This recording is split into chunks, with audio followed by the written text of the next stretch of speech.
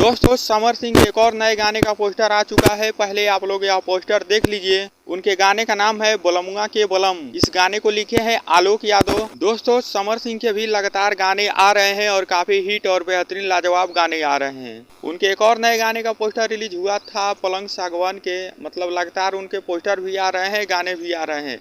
और इस गाने को लिखे हैं आलोक यादव और इस गाने को टी सीरीज पर रिलीज किया जाएगा, तो आप लोग तैयार रहिएगा।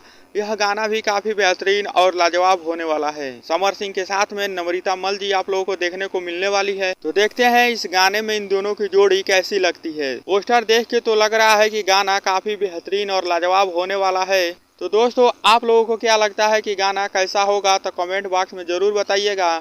और समर सिंह के आप लोग एक सच्चे फैन हैं, चैनल को सब्सक्राइब कर लीजिएगा, क्योंकि समर सिंह से जुड़ी हर अपडेट आपको इस चैनल पर मिलती रहती है और भोजपुरी की सारी अपडेट आपको भी इस चैनल पर ही मिलते हैं।